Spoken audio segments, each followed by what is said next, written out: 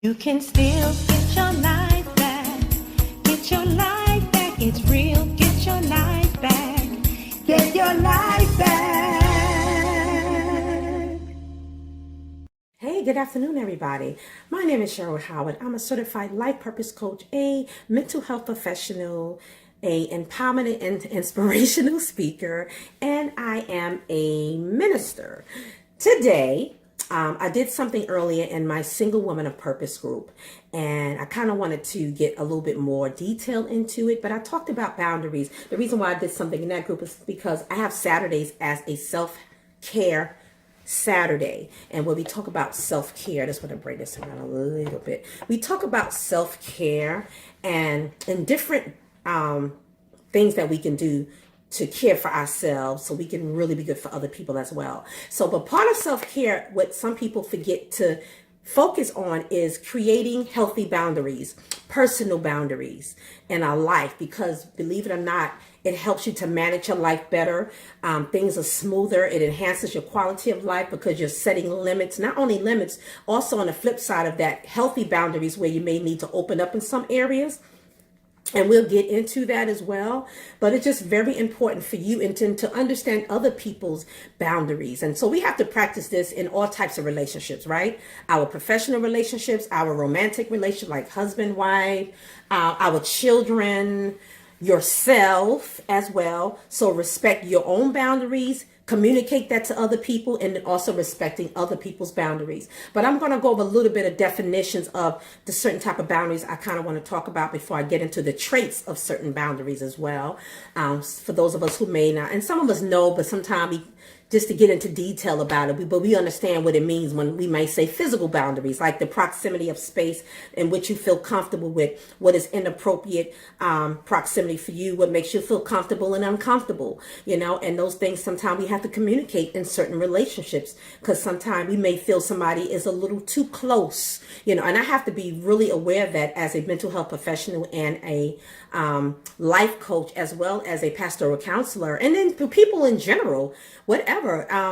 Being aware and being discerning of what makes other people feel comfortable, because I'm a huggy person. I love to hug. I'm very affectionate, that's just me, but I'm also aware and sensitive to other people, proximity, like what's comfortable for them, what's a healthy boundary for them, or, picking up maybe on their body language. I like to try to read body language. If a person seems to keep a certain amount of space all the time, or you go to somebody's house and they're constantly cleaning or moving things, they don't like things out. I mean, they kind of maybe have a little OCD. I don't know. What happens is you feel like, okay, I can't get too comfortable, and I don't want to take all my stuff out here, and maybe I can't eat in this area, but I have to eat. It's just knowing it. To me, it's respect as well. But sometimes some of us are not even really thinking about it. And one thing I probably talk about it later when I talk about another boundary. But I always talk about when it comes to common sense. I've always realize that everybody don't have everything in common. We don't have common knowledge. So we can't always say, that why the person don't have common sense. If you're not sensitive to other people's cultures, and when I say cultures, I don't only mean where they come from, like their nationality, or their family's background, but what culture, what context they live in. Well, maybe their family, say for instance, in their house where everybody's affectionate, or like in my family, we very humorous. We like to crack jokes on each other, like on my dad's side of the family, and other people may be uncomfortable with that. And, they may internalize and take it personal for whatever reason. I don't know. We all have gone through some things in life and in our childhood that really shape us of who we are today, whether negative or positive. And it's good to be aware of that. But when you kind of read somebody else's body language and go, okay, they don't find that funny, or things like I said in common, like that's a common thing. No, we don't have a common knowledge of, we live in different maybe areas where that's certain behaviors is not common to this other group. It's like, what are you doing? Like, again, going back to the hug thing, there's some people who they're not comfortable with hugs. They're like, to them, that's a little too close. Like, why is this person hugging me? So things like that. So that was the physical boundary. Intellectual boundaries refer to thoughts and ideas. Intellectual boundaries It's respecting other people's thoughts and ideas, not dismissing them, not devaluing. And I talk about that a lot on some of my other broadcasts when it comes to other things. But, respecting other people's thoughts and knowledge and critique and experience that they bring to the relationship. If you want a healthy relationship, you have to respect other people's. If you with somebody first of all, if you're with somebody and you don't value what they say, how can you be in a healthy relationship with somebody? You don't have to always agree. But if you don't take out time to listen, to hear them out and kind of think about it, just because it's not the way you think or believe, it doesn't mean you should just be automatically close to it, if you know what I mean. Because they may be dropping some information that you need to listen to. And I always say, eat the meat and spit out the bones. So some things you may receive that may apply, and then some things may not apply. Or I say, don't always throw out what's the other saying. Don't throw out the baby with the bathwater, or you know what I mean? Because you may need some other information down the line. You may find yourself in a situation you haven't been in yet. But sometimes if someone says something to you, you remember it, it may come back to your remembrance at that time. Like, what, so-and-so said this. Or it may be a resource, information that you need. So don't always be dismissive of other people's things because it's not you. And you have to check yourself if that's your personality. Because you got to find out, why am I like that? Why do I only value what I say? Or are you battling with rejection? We have issues from our childhood. Rejection, you felt insignificant, for so long. So you feel like, I got to get my stuff out. I got to say what I got to say. But what happens is what you do is dismiss, and you do the same thing somebody did to you. You dismiss somebody else and you don't value what they had to say. And that's not a healthy relationship, because the other person is shut down and there'd be no communication. Now you have communication problems. So I'm trying to help you avoid these things. We are not perfect. Sometimes you're going to have mistakes, but do it again. Scene 2. Action, whatever. Let's do it again. So, and hopefully this is all part of personal growth. Let's just put it under personal growth as well. So that was intellectual boundaries, and not violating somebody else's intellectual boundaries. Emotional boundaries. Of course, we're talking about feelings, respecting other people's feelings and respecting your feelings. So I'm always going to talk about respecting your feeling self. This is self-care. You have to value and care about yourself, and other people will do the same. That's also part of emotional boundaries. Also, emotional boundaries include limitations when you should share and not share information. I'm trying to give an example. And I think I have one. Let me see. I wrote an example down. Oh, emotional boundaries. As opposed to revealing everything to someone else. Okay, so we have to be mindful and careful and cautious not to overly share maybe a lot of your information for several reasons. For one, of course, me being a person who worked with a lot of people in counseling and coaching, I may share a testimonial about myself if I feel like it's going to help my client and they can relate to. However, I am very aware that, I can't share always too much information, because it may be if it's something that's really, really, it could be heavy, and it may make them feel even worse, because it's like, now they don't heard your stuff. It's like, boy, I'm already battling my own symptoms of trauma. Now I got more stuff. And then they end up becoming a counselor too. So the roles is flipped. They're switched, where now you're supposed to be helping that person. This don't only have to be that type of professional relationship. It could be like, again, with a loved one. But you don't give in too much stuff emotionally. You left that person with a lot of extra weight.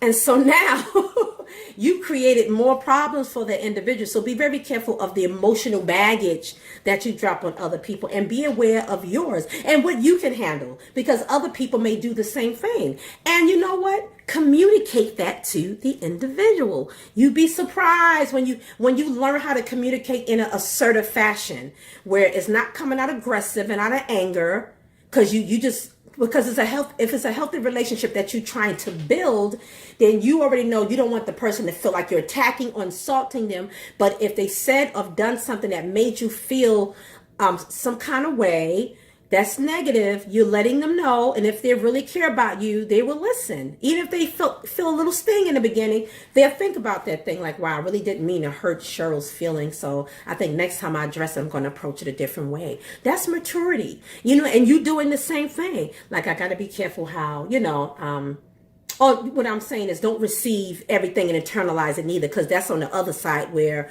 that person's like, okay, I can't internalize everything. The person didn't mean it that way. They were just trying to explain, so growing does take work.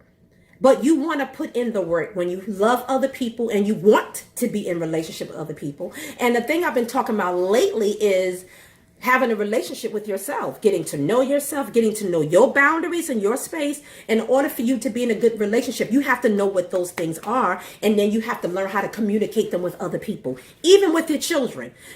I need mommy time now. I need daddy time right now. I got to take care of some things. But you know what? When you set up a structure, I'm going to talk about that later, about time boundaries. Very important. So I'm going to leave that for that. Okay, so emotional boundaries. We talked about that.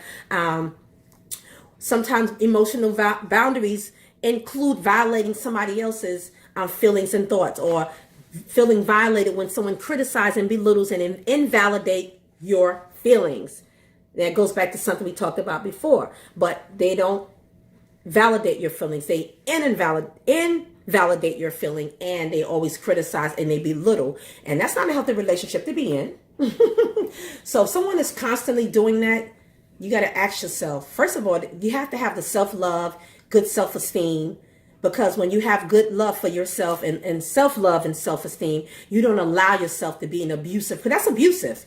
That's emotional abuse, for you to stay in a relationship and someone constantly belittles you, dismisses you, do not value you at all. That is not healthy. And really, I was going to say, and still, you should communicate to the person that I believe that's rude. The way you said things, you really make me feel a certain way, whatever the case is.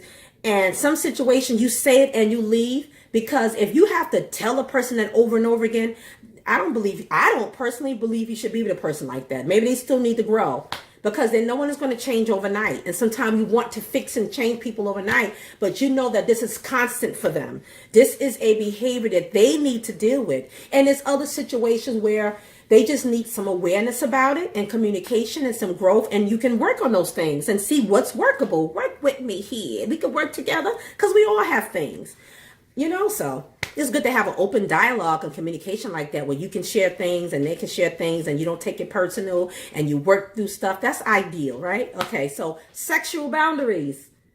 And because I am a believer in Christ's teachings, as a Christian, I can't condone sexual relations outside of marriage, but for husband and wives, creating healthy sexual boundaries. That just really entails respecting each other's boundaries, and respect what makes your spouse feel comfortable and what makes them feel uncomfortable. You're not going to be abusive and intimidating or manipulative to get that person to do what you want them to do. That's not really love at all.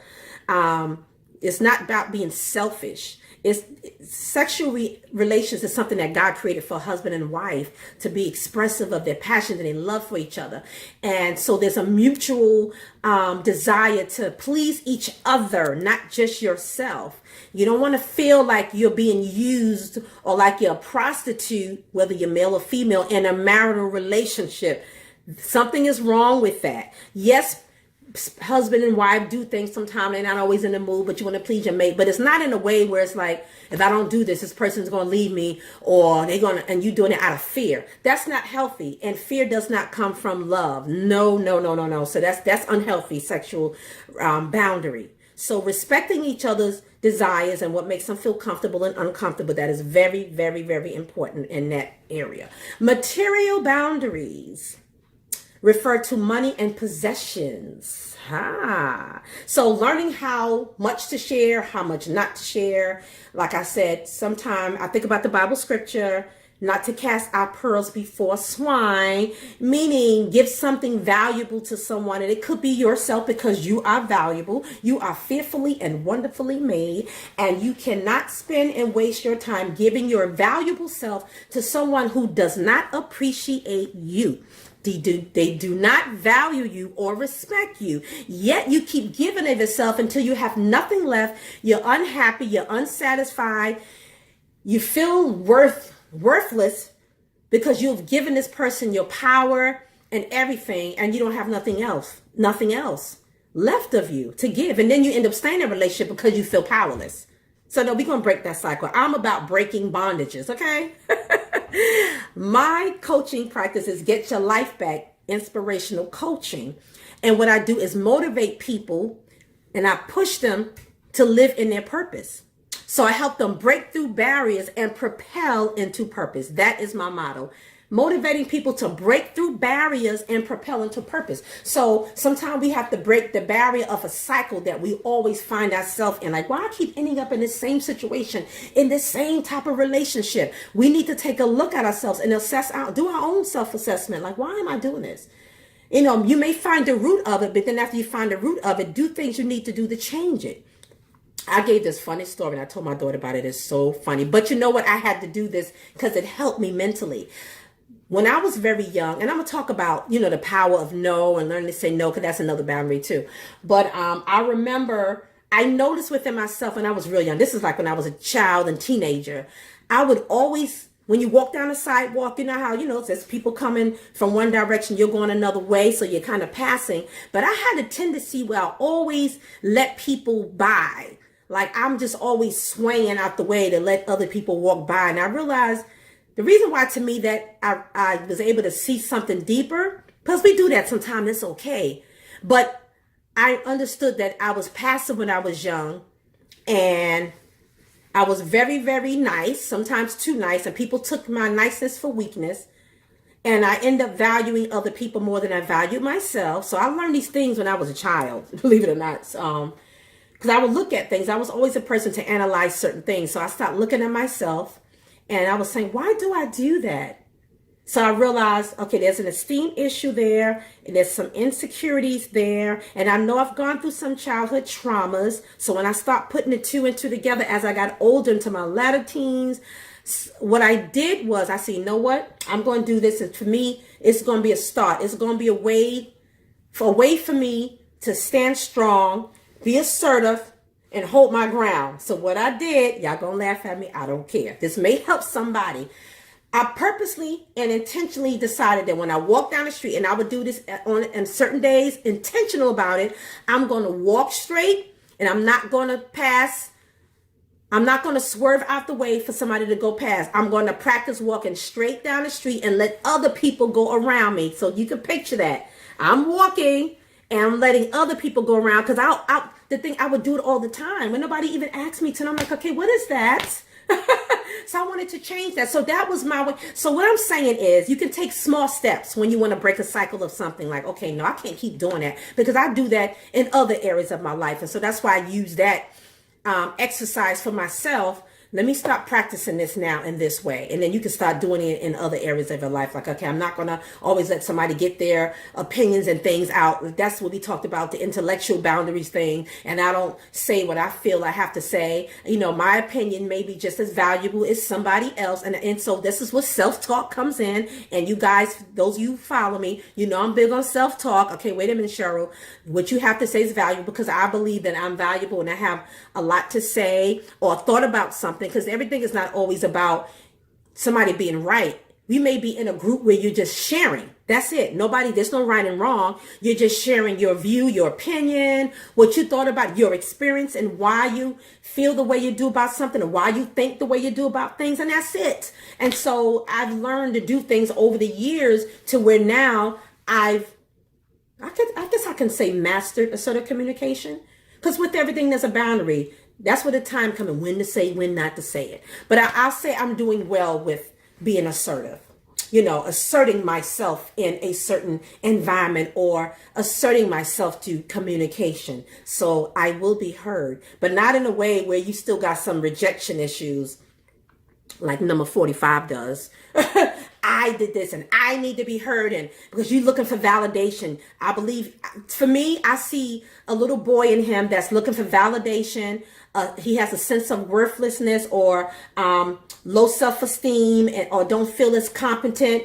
So in order and having received, maybe he didn't get a lot of affirmations. You know, sometimes our families back in the days didn't know about stuff like that. Some of us didn't get affirmation at home, you know, constantly complimented. You're doing so well, Sonny. You're doing so well. Keep it going. That is so good. Some parents haven't done that. They was raised in a type of society where everybody just working and doing things, and we got to keep the house together. So what they did was neglect the area of affection to their children and building them up. So we can't blame them. Sometimes they just didn't learn those things. But again, I'm big on self-awareness. Now that you know it, you do better for the next generation, for yourself. And so when I look at him, I see a little boy who's like he's crying out to be heard. And when I heard his last speech about the Special Olympics, how he wanted to fund the Special Olympics, and he went on and did it. He said, I fund, we're going to pay for the Special Olympics. I did that. I overwritten my people, and we're going to do the I. It's like, wow, I see like a narcissistic individual who needs to get attention. So he do these outrageous things or say things or dismiss other people